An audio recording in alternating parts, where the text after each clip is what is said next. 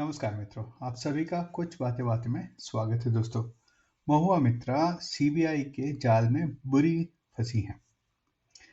CBI ने उनके खिलाफ कैश फॉर एलिगेशन मामले में अपनी जांच शुरू कर दी है और ये जांच उन्होंने लोकपाल के निर्देश के बाद जारी किया है। लोकपाल ने उन्हें कहा है भाई कि आप इस पे जांच कीजिए कि जो कैश फॉर क्वेरी का जो एलिगेशन है महुआ मित्रा पे, उसमें कितना तथ्य है।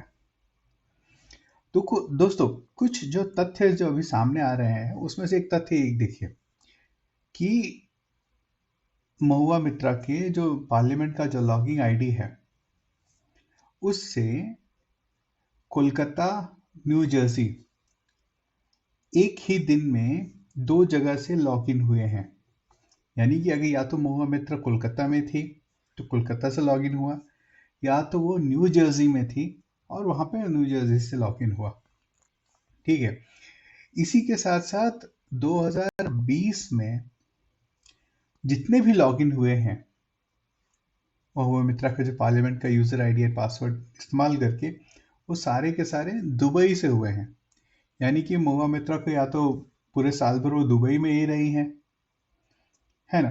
तो ये सारे जो तथ्य जो आ रहे हैं ये कहीं ना कहीं कुछ ना कुछ इशारा तो कर रहे हैं कि जो उन पे इल्ज़ाम लगाए गए हैं उसमें कहीं ना कहीं थोड़ी बहुत या फिर एटलीस्ट उसकी सच्चाई तो ज़रूर है। और उस सच्चाई को थोड़ा सा खुरेदेंगे तो शायद और भी सच्चाई की परतें खुलें। और जो ये महुआ मित्रा जो कर रही हैं कि भाई वो मतलब गला फाड़ फाड़ कर सबको बोल रही हैं कि मैं निर्दोष हूँ, मैंने अडानी के ऊपर इतना सारा इल्ज़ाम लगाया है, इसीलिए सब मुझे फंसाया जा रहा है।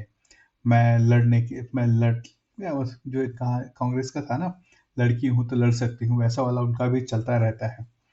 तो दोस्तों, एक बात तो ये समझने की जरूरत है दोस्तों कि अगर इनके पास अदानी के खिलाफ कोई तथ्य होता या फिर इनके बातों में कुछ भी वजन होता तो या तो सीधे सीधे ये लोग कोर्ट में चले जाते। और ये सबको पता है कि भाई हमारा कोर्ट जो है कितना बढ़िया है ना। तो वो कहीं ना कहीं उस मामले को हो सकता है कोर्ट मॉनिटर्ड इन्वेस्टिगेशन करा देता। वैसे एक सेबी की कोर्ट मॉनिटर इन्वेस्टिगेशन हुई है और सेबी ने अपनी रिपोर्ट दे भी दी है। और उस रिपोर्ट के देने के बाद में सुप्रीम कोर्ट ने कहा है कि भाई हम हिंडनबर्ग रिपोर्ट को हम उसको सत्य मान ही नहीं सकते हैं क्योंकि वो हमारे सामने नहीं है। तो एनीवे, वो जो रिपोर्ट तो वहां पे उसी लेवल पे वो खारिज हो गई है। और उसके बाद भी काफी सारा चला है, प्रशांत भूषण वाला चला कि भाई उसमें उन्होंने वो बड़ा ही मस्त चला कि भाई उन्होंने एक एक रिपोर्ट लीक कराई। उस रिपोर्ट को उन्होंने OCCRP वाले को दिया और वहां से उन लोगों उनका कोई उनका प्रशांत भूषण का ही कोई स्टूडेंट था, उसने उसमें केस किया। और बाद में जब इन्वेस्टिगेशन जब जजेस में क्रॉस एग्जामिनेशन हुआ तो पता चला कि भाई ये तो प्रशांत भूषण जो वकील है इनका ही NGO जो है उसको हैंडल कर रहा था, है ना। तो वहां पर भी धीरे धीरे जो चीजें हैं खुल के आ रही है, सच्चाई लोगों को पता चल रही है। और ये सच्चाई से नुकसान इन्हीं लोगों का होने वाला है दोस्तों। और ये देखना है कि ये कब तक चलता है। और शायद से इसमें कुछ सत्य भी है।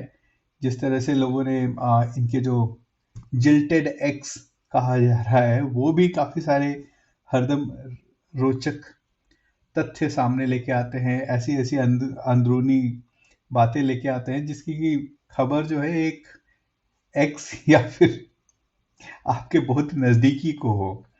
और ये सारी जो जानकारियां हैं ये सीबीआई तक भी पहुंच रही है और जितनी भी इन्वेस्टिगेशन में जो लगे लोग हैं वो भी उन तक भी पहुंचेगा और ये सारी चीजें उनसे भी पूछी भी जाएंगी। तो महुआ मित्रा को इन सब के सवाल को के जवाब देने के लिए रेडी रहना पड़ेगा।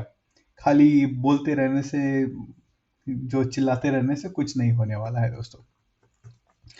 दोस्तों, देखते हैं आगे कहाँ तक जाती है ये बात। और अभी के लिए बस इतना ही। अगर वीडियो अच्छी लगे तो लाइक, शेयर एंड सब्सक्राइब। करना ना भूलें। बहुत बहुत धन्यवाद दोस्तों।